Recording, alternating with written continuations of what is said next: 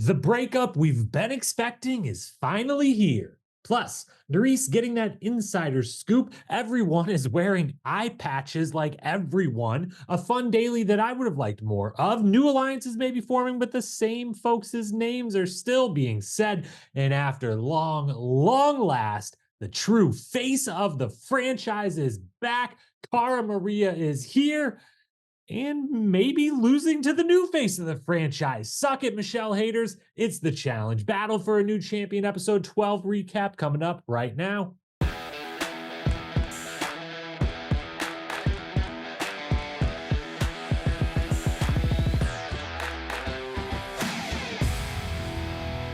What up, my fellow challenge lovers? Welcome to the Challenge Historian, where we dive deep into all things MTV's The Challenge, past, present, or future, if it's happening in the Challenge universe. We are here to document it. I am your dedicated host, and I got that mixed up for the first time in a very long time. 200 and some episodes in, you'd think I would nail this intro, but I do not. I am your dedicated historian and host, or however I end up saying it, Jacob Hollaball. Thank you so very much for being here with me this evening to recap the long-awaited return of one Cara Maria. She's here. The face of the franchise is back to go against the new potential face of the franchise, whether you like it or not. I like it. Some of you don't. We'll get to that. Don't you worry. Episode 12, B-Fank, Battle for a New Champion. That's what we are here to discuss. Quick disclaimer, we're using the brand new wireless microphone this evening because that is the only thing available outside of the computer microphone itself. So I don't totally know that this is going to sound the same or sound great or horrible or somewhere in between. So in case it is on the not as good as usual side, my bad. But we're just, we're trying out some of the new equipment here. And also we only have the new equipment here in-house because everything else ended up at the office. None of this matters to you, but I just had to, as a producer and an editor in my day job, I had to mention it just in case the audio wasn't ideal at the end. We are here, of course, to discuss episode 10, B-Fank. Programming reminders before we begin. There really isn't any at this point. We've entered the new year, 2024. Welcome to it. And it's just B-Fank all January long. Survivors in the books. Tony and I finally were able to put together our finale recap, our season awards. So Survivor lovers out there, make sure if you have not already, go check that out. But it is now just B-Fank for the foreseeable future here at Challenge Historian. We will be giving you more than just recaps this year. I promise you, we're going to start delivering on some of the things that have been started and stopped in the past, some of the things that have been promised or expected but not yet happened in the past. We're going to give you more in this year. It just won't quite be in the month of January. Just B-Fank recaps coming at you for the foreseeable future. As for the agenda for this evening, full walk through the episode, a lot to talk about from every section of the episode, so we're not skipping a thing. Walk through the episode, awards and predictions as always. And with that, thanks as always for being here at Challenge Historian on Instagram. If you want to chat, challenge, hit follow, subscribe wherever you are listening or watching. Let's dive in. B-Fank episode 12. Cara Maria's back. Here we go. We start with the opening house segment, and there is a couple quick things to discuss before one bigger thing to discuss. The big thing is the thing that we've been waiting on for weeks over here at Challenge Historian HQ. First, a couple small things, though. One, Zara and Wes should have been world champions, okay? They got really unlucky. This is proven more later in the episode when she is a part of a winning daily challenge team. Yet again, and that gets her to 5 daily challenges on the season outside of, not counting the ones where they were all as a team in the early days of this show way months ago. You remember that time? But she now has 5 by the end of this episode, and she's talked about as the big threat in the house because she is the biggest threat on the female side without a doubt.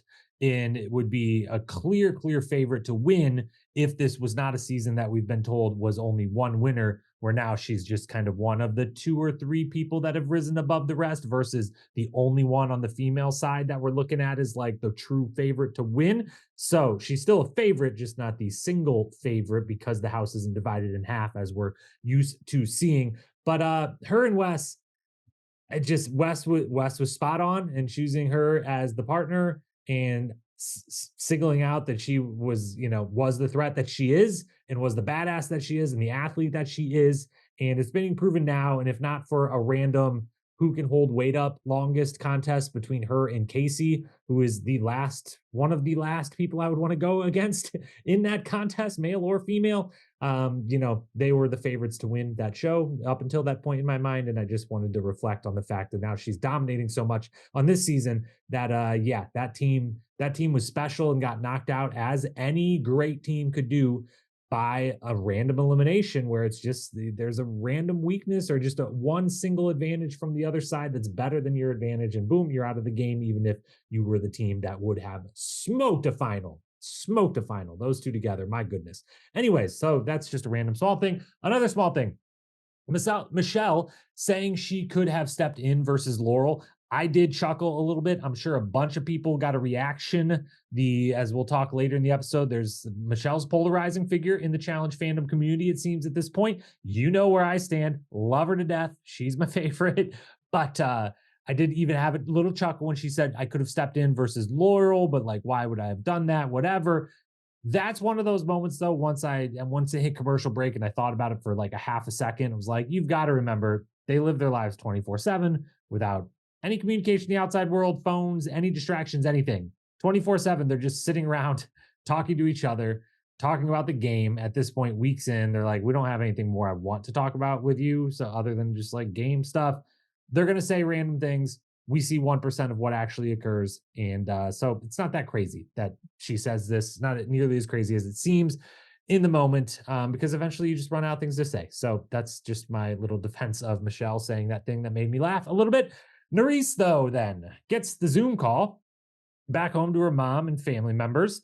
And first and foremost, is this the best screen monitor Zoom call home situation that these people can get? Are we serious right now?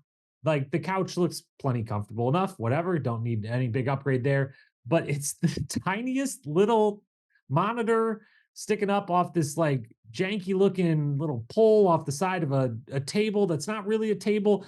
I'm just like, it seems like we pay for a lot of fireworks and semi trucks and helicopters and all the rest and this big beautiful house to begin with. Can we not?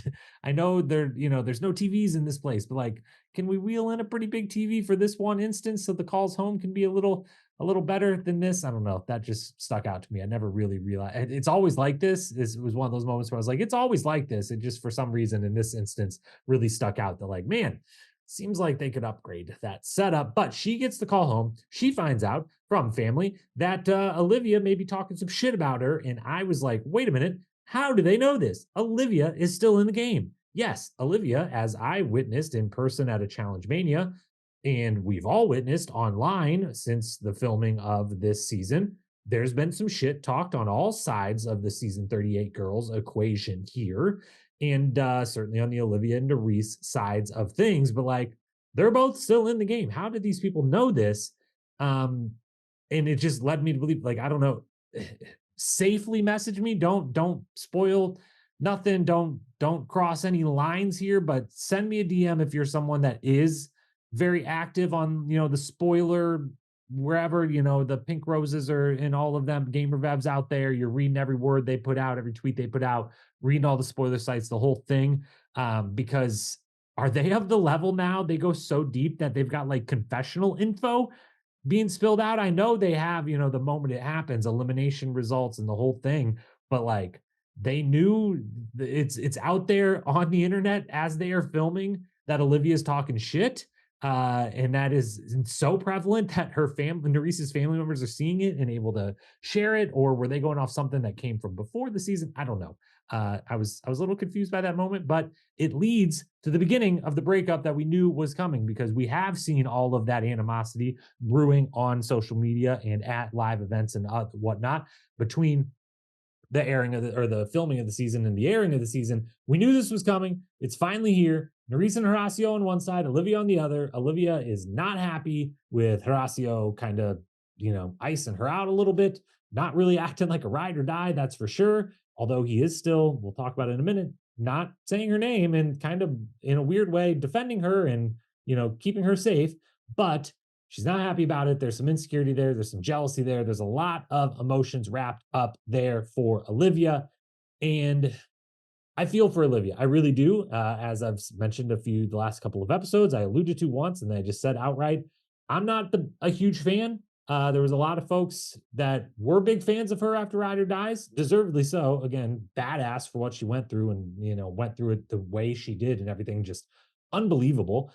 So shout out to her for that. I just wasn't confident that me and her, if we were just people that met in real life, would vibe, have a lot to talk about, be good friends or everything. But I do feel for her in this instance, and later in the episode when we learn some of the confidence issues she shares of like, did I, how deserving was I last season? How much was it him? Everyone, talks about how great he is. So did he just like get me there, whatever? I've had confidence issues. Believe me, we all have in some form or fashion. Had a bunch myself. Definitely empathized with her in that moment, and was glad, well, I didn't totally agree with Jay's read of the situation from last season. I was glad that he was able to, talk her back up and like, whoa, whoa, whoa, don't be down on yourself for no reason here. That was all good. Um, I think Horacio should have at least sent her a message or something before that he was going to be on the season. Like, hey, are you on? Oh my God, amazing. Especially if he actually is. Again, the only part that is strange is that he is like that. I'm never voting for her. Locked in. She is my number one, no matter what. In confessional and all that other stuff, makes it stranger that he didn't give any any a message, anything. So I get all that, but it still is comes off in the interactions we're seeing between her and Nurys, especially of like some jealousy, some insecurity. And so I empathize with her, but I get where Horacio and now Nurys are coming from and why they're maybe like, maybe we don't. Maybe we don't. Well, our alliance is pretty big. Maybe we don't need her to be a part of it. Then we've got the daily challenge. The daily challenge is really great. Really great, really great, really great, really great. I loved it, every bit of it. I just wish there could have been more. I know there isn't really, they could have maybe done this when what? There's like 20? No, I don't even know. Teams of three, when there's, I guess, 20, all of them were there. I don't know. I don't know when they would have been able to do this before and had even teams and like an even bracket, but I just wish we would have got more rounds. The 3 rounds of it doesn't seem like a lot, but it was still so fun and I loved every second of it. Now, they put arguably the 3 best athletes in the house on the same team, and, I know who cares if they're short? Who cares if they're short? That short is potentially a benefit in this, as we, learn over and over. If you know how to use it in things, leverage and all this stuff, it can be a benefit to be tall, it can be a benefit to be short, you need to know how to use it. It's mostly just a benefit to be really strong and a good athlete, whether you're 6'6" as Corey and James are made out to be. And I think Corey actually is, I don't know, he's got to at least be like 6'3", 6'4" at least. It's so hard with heights in challenge houses. You're like, well, you could be 6'2" and look like you're 6'12", which isn't a real number, but I just said it anyways. But yes, those three, Zara, Ed, and Horacio on one team, and Berna's no slouch herself, but Zara and Horacio are probably the 3 best athletes in the house. So them on a team's going to dominate, barring a Corey or maybe the combo of James and Mariah on the same team. I still, I don't think they're just for show muscles. Like Mariah's in the gym every day, and she's got some muscle on the lower body. So I was like, maybe James plus Mariah it could win this. Maybe Corey, if he gets the leverage right, or if the team gets the strategy right as far as the spinning and everything, they are just have the weight and the strength, and it's weight because of the muscle mass and the strength. Maybe they could get this done, but when they, and it's them themselves, Ed and Horacio and them saying, we're the underdogs. I was like, no, you're not. You're the favorites. You're the favorites. What are you talking about? You have Zara, Ed, and Horacio. You're the favorites here, and they prove to be the best ones in this situation, and they get the win. I wonder afterwards with the deliberation, very interesting what is not said and what is not even said, like in confessional or anything else. I wonder if it's going to come up next episode or not, because I think we are headed for the Nurys and Horacio versus Olivia, like it really, really coming to blows, not physical blows, but you get what I'm saying. Next episode, I wonder if Horacio will get the credit for not saying Olivia at all in this discussion, because Nurys and Olivia are the only 2 people that the other 2 women in their group say are basically available. I forget exactly how it goes down. Berna says, I'm not saying Colleen, I'm not saying Michele. And Zara says, I'm not saying Ravyn and I'm not saying Mariah. And so they've left on the table in that moment, then Nurys and Olivia, as those are the two people that are neither of the women in the group on a women's day are worried about saying. And both guys kind of just, Ed and Horacio are both kind of just like, okay, well, I can do the math, but I'm not going to say the two names that they haven't said. I'm instead just going to start poking and prodding and seeing which of you two will join us in voting for the person the other one doesn't want. And they eventually get to Colleen. And I mean, that in my mind, that's credit for Horacio, who didn't even like consider the fact of, like, well, they didn't say these two names, and like one of them's my girlfriend, and the other one is my ride or die, but like, I don't know, we wanted to shake things up. We wanted to go against this alliance that's maybe working against us. So he could have done that. And I know he wouldn't have it in him to just, there's no way. Horacio is way too nice. Way too nice. There's no way his shot at the majority alliance was going to be at Olivia in this moment, at least. Maybe in the future, who knows? But not in this moment. If he would have, though, man, can you imagine the reaction that would have got? Back at the house, then, and Colleen's list is really helpful. I'm glad we get a list. Lists get a bad name in the challenge house. There's so many more of them that exist that we don't see. I'm glad she wrote one, and I love the just single, the initial for to lay it out, make it nice, smooth. They should have had it on the screen longer in case you didn't pause it and look it over. I will give you an update. The list that she had written out that so clearly lays out the dynamic of the house beautifully, and I really appreciated, was Michele, Olivia, Nurys, and Jay in the middle column. Those four, super safe, super duper safe. And then on one side of them, they had Asaf, Colleen, Berna, and Emmanuel, plus Corey and Ed, which I didn't totally understand why Corey and Ed, but I think it was just from Colleen's point of view. She was definitely working with Berna and Emmanuel, Asaf, and I think that was who was in the room during this. And then Corey and Ed were like on their side, but not in their core four or the main core four. So I get it. And then the other side of the equation was Mariah, James, Horacio, Kyland, plus Ravyn and Zara. And so you had this faction of four in the middle who was basically good with everyone. You had a faction of four on one side, four on the other, another twosome and twosome that are more or less on one side, not the other. And it just set up the house beautifully. We're perfectly divided. Something's got to go down here. Her only missing piece, though, that we then get, even we've been aware of, but we get a lot of through the rest of the episode, then is Asaf. I guess somehow, I don't know. I'm gonna need to ask some cast members to clarify this. Maybe him himself to clarify this. I don't know. He seems like someone who would respond to a DM, but um, how does no one know Jay and Asaf are best friends at this point? Do they not realize that Asaf is like they say when they do the little, Fantastic Four meetups with Nurys, Michele, Jay, and Asaf that like no one can know about this, no one does know about this.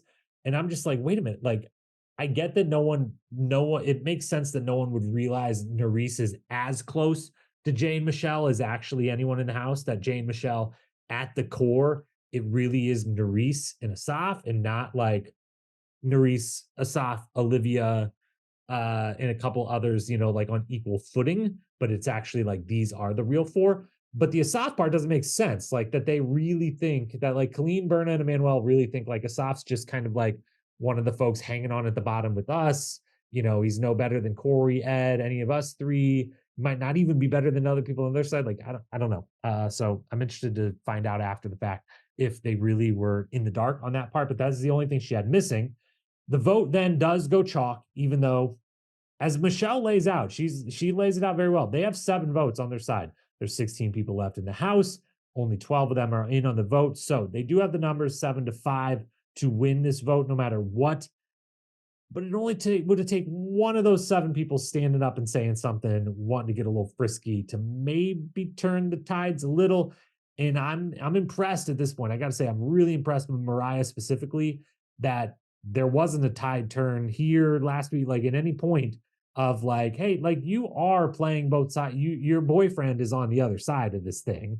So like, yes, you've been loyal to us, but like, we know if it comes down to it, you're going to be pretty torn. And so it feels like it wouldn't be that hard for one person of those 7 to flip, but they're not going to. And so we get the chalk vote.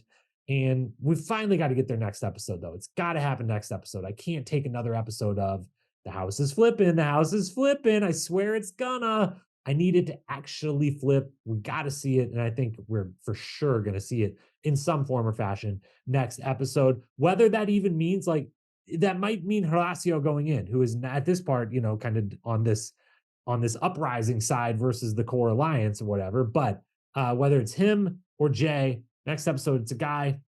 I need to see one of the kind of leaders of one of the sides get called out here. I enjoyed Corey's honesty as the only one who of those seven at least spoke to the fact that, like, I'm aware that I'm playing scared. In his words, I'm aware that I'm being a bit of a pussy about this, what have you. So I respect that. And I also respect Ravyn, who just continues to just, my goodness, give her a 5-season contract right now. Number one draft pick in my mind.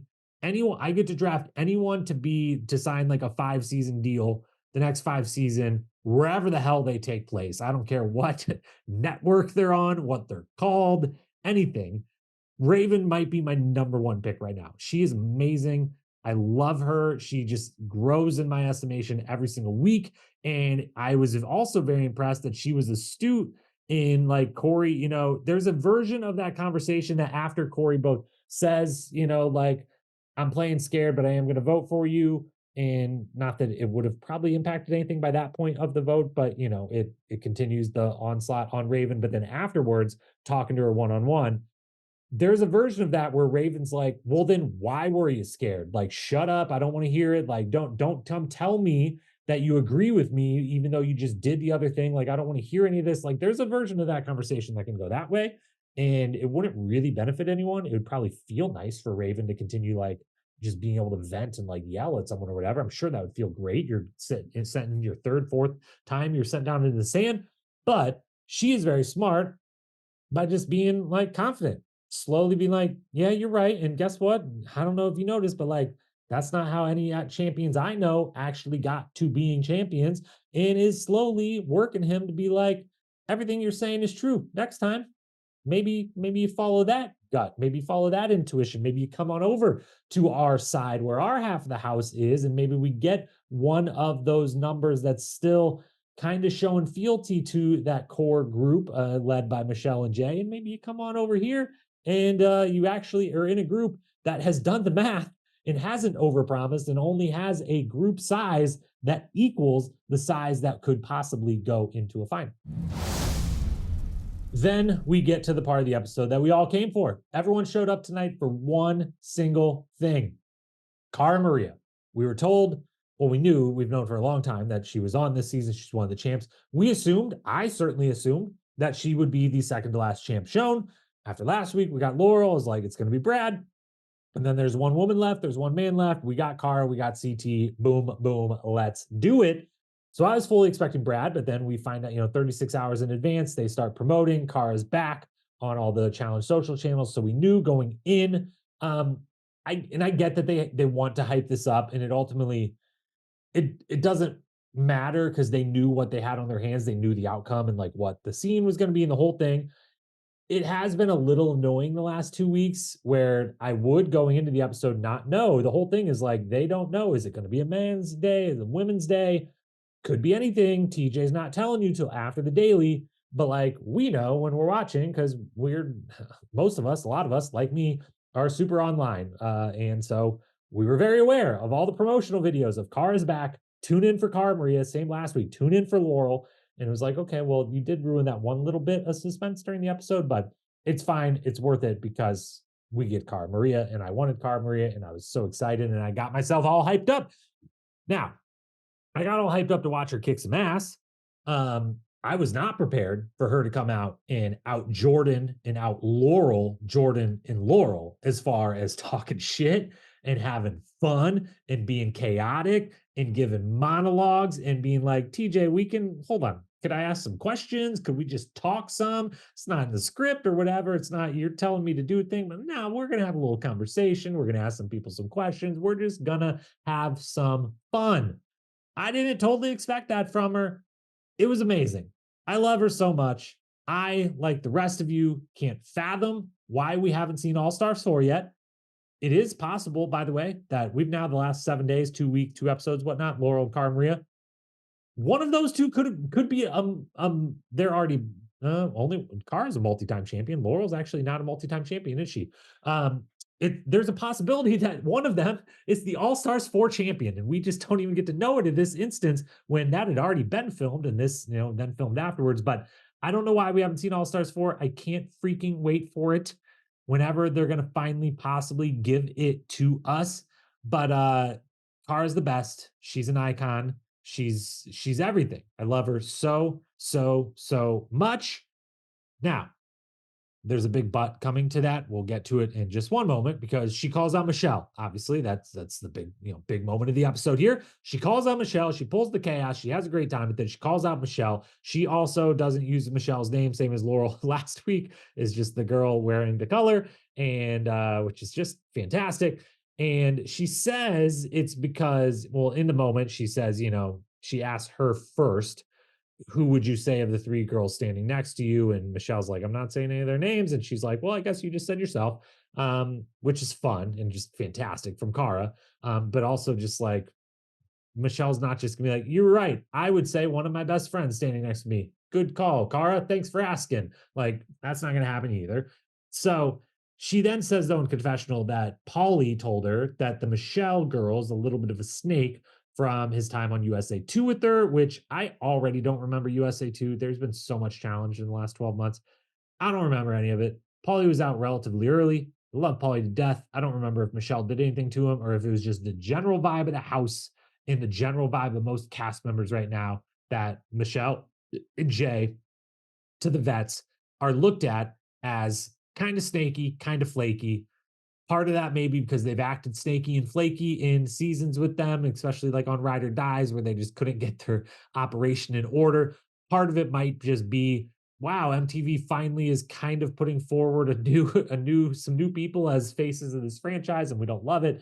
Could be a little bit of that too. But that's mostly the reason that Michelle gets targeted here. But it is also a symptom of the format of this game. Michelle is in sitting pretty as far as the cast, as they start to say throughout this episode, when you get cast with all of your friends, as I think it's Corey and Ravyn when they're talking, and Corey's like, did you play a great social game, or did you get invited to a season where it's just you and all of your friends and you can easily run the house? That's true. But the thing that turns against you then is this champs element then works worst for a Michelle or potentially for a Jay, who the whole house can be like, if you get chaos, those are the ones running things. Those are the ones everyone here is kind of like, wait a minute, they're at the top. If you pull chaos, you should pick one of the top people. Go for them. So it works a little bit both ways given the format. And it obviously works against Michelle here. She gets called out. And now is where the big but comes in to earlier, where, again, love Cara Maria. It's a puzzle that they play. I know it's a puzzle, but it's also a CrossFit workout, okay? It's a CrossFit workout with a little puzzle at the end and a pretty easy puzzle at the end at that. Anyone complaining that they didn't give her Cara Maria a headbanger or that they gave Michelle a puzzle, I'm sorry. It was an embarrassing loss for Cara Maria. It was an embarrassing loss, and that isn't saying anything negative about Michelle. It's purely when they set this up and they said what the game was, and it's Cara versus Michelle. I'm like, wait a minute. Cara is going to get those blocks onto her board in no time. No time. As she says herself in the confessional, this is just like a morning CrossFit workout for me. Are you kidding me? Just roll these blocks over there through the sand? No problem. And Michelle, as we see, struggles to move them. And it is difficult, but Cara is a freaking beast of an athlete. So it's not that difficult for her. And so she should have had a huge lead and she should have been able to win this. Okay. It's an embarrassing loss for one of my favorite challengers of all time. Timmy Baggy's my number one favorite challenger of all time. Tyler Duckworth's my number two. After that, there's a big group of people vying for if I had to fill out a top three or a top five. Cara Maria is in that group of people, which is, I don't know, maybe like between 3 and 7 people. Okay. So Cara Maria is one of my absolute favorite challengers of all time. She's one of my absolute favorite people who's been on the show ever. Like, I just love the human being that she is. She is one of, if not the best female player of all time. She is the GOAT in that half of the game, potentially in my mind. I love her. I have been pounding the table as hard as anyone else, and we all have been doing so in unison. It's not like I'm the only one. I'm one of all of us that has been doing so, but I have been doing so over the course of the last couple of years of please, please, please get her back. Why is she not being cast? Why are we being, why are some of these things that would so obviously be better by her being there, not having her there, the whole thing? But it's 9 pieces of a very basic puzzle, and you should be able to get to that puzzle way in advance of Michele in this CrossFit workout and be able to figure this puzzle out and get this win. So Michele smokes the puzzle, is super impressive in that respect, lives up to the reputation in that respect, and has to get credit for being able to dig deep and move those things around. Because again, it's not easy. Cara Maria made it look easy moving them the times we get to see her moving them because Cara Maria is a freaking unbelievable beast of an athlete. Okay. And so all the props in the world of Michele. Loved it. What a moment. I do though think that like Cara Maria should have won this. And it makes me question. I don't know. It makes me question, as I have been with basically all the champions that have lost, of like how invested are you? How much does 10 grand when you might be getting paid that or more to have done the appearance in the first place? How much is it really motivating you? How much are you maybe incentivized to kind of put some of these people over, to use that wrestling phrase again that we've used a couple times over the last couple of weeks?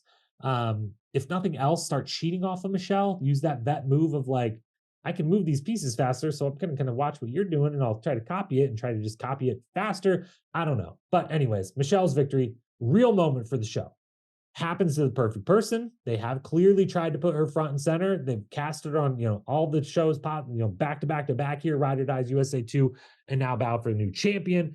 She's wonderful. You know how I feel about her. Clearly, I'm a fan. She's my favorite.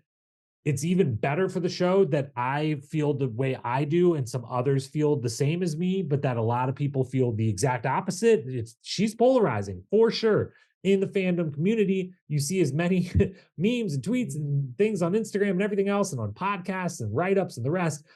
Pro Michele as you do. I'm so annoyed or sick of her and Jay and the whole thing. That's great for the show. You want polarizing, and as long as it's a pretty even balance, which I think it is. I'm not 100% sure, but I think it kind of is. And yeah, it's great. And if you are one of those people that's annoyed by her, this is perfect for the show because you're going to continue to get annoyed by her continuing to rise to the top here.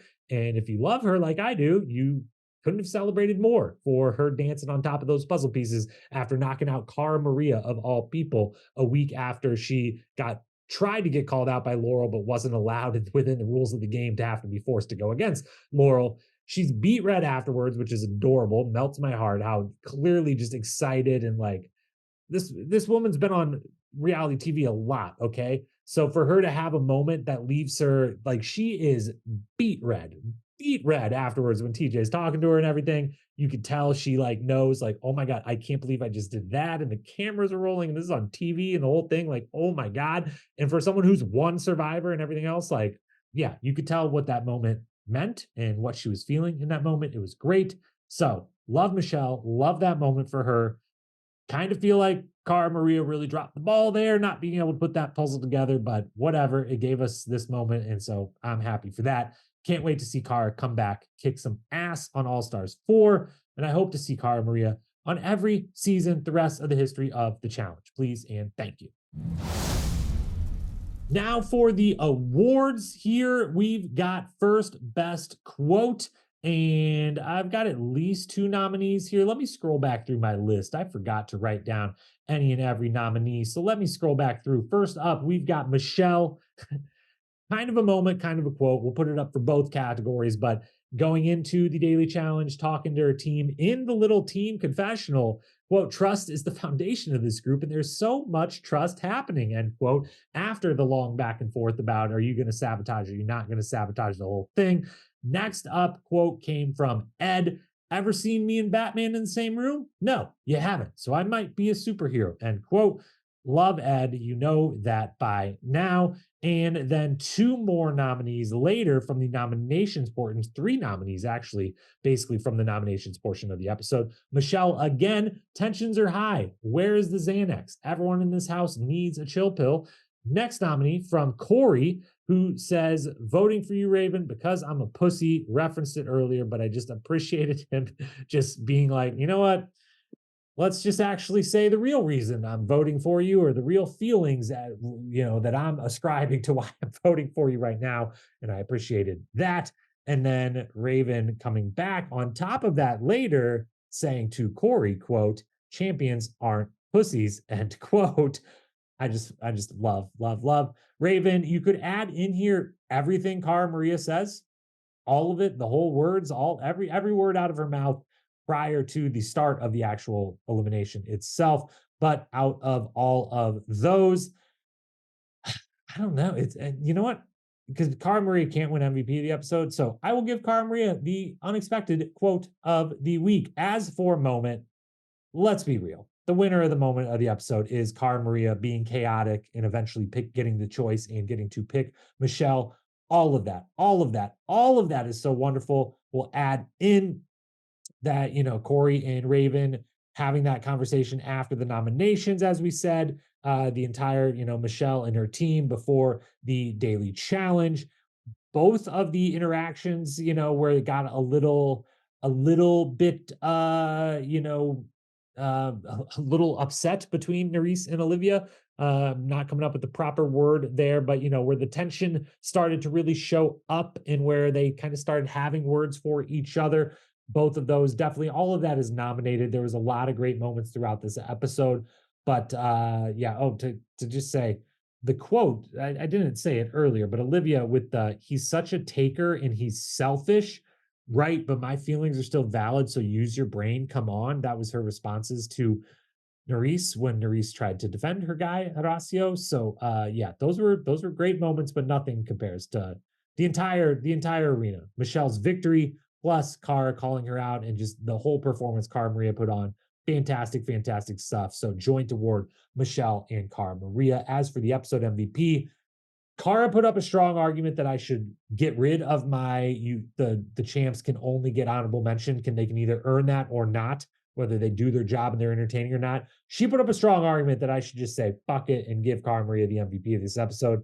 But I'm not going to do it. I'm going to stand by the rules I made in advance of the season. And she does get the honorable mention because obviously she was awesome in every single way. She just won the other two awards.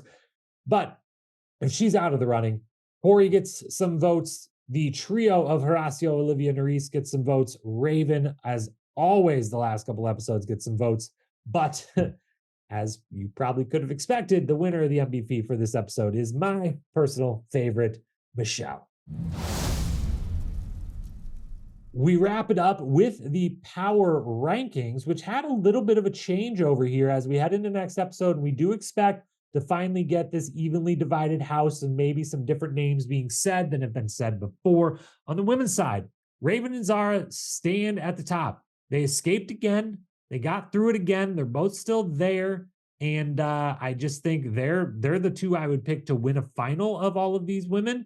And so they're near the top. And now I feel like they're going to be able to flip it and not be the names being said for the next couple of female eliminations, which we've got at least 2 weeks without them. We've got Brad and then we've got CT. So we've got back-to-back male eliminations coming up. And we've probably got back-to-back men leaving the game, to be, if we're being honest, depending the matchups, but probably.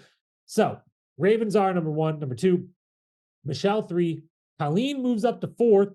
Nurys drops a little bit to 5th. Mariah, Olivia, Berna. Maybe Berna should even be above Olivia and Mariah. I feel like those two are suddenly going to be the ones targeted. I feel like Nurys, while it didn't quite happen yet, it's slowly starting to happen of like, wait a minute, is she actually the one most perfectly aligned with everyone in the house? Should we be a little concerned about that? So she drops down to touch. That's why Colleen and Michele move up a little bit, but Ravyn and Zara chilling at the top. On the men's side, Horacio stays number 1. He could get called out next week or the week after that, very likely, but I've started to come around to the idea that he really would dominate a final in a way over everyone else in this cast. And so if he gets there, He's got to be the odds-on favorite to win. So he stays number one. Corey moves up to number two. Emmanuel drops from 2 to 3. Ed from 3 to 4.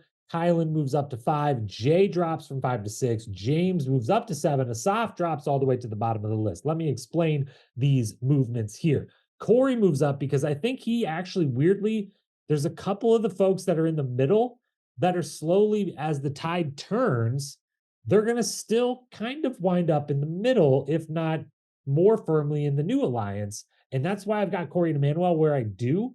And I really just think they're very safe at this point. And especially Corey too, like has the I don't think anyone's calling him out with the chaos. Like maybe if it's some endurance related thing, they'd be like, okay, Corey or James, the bigger guy, but probably not any endurance related eliminations left. So I'm guessing like a CT wouldn't be like, let me have the other big guy if they're gonna give me a headbanger or whatever. Probably gonna, I mean, he's gonna pick Jay and it's gonna be hilarious. But so he's there.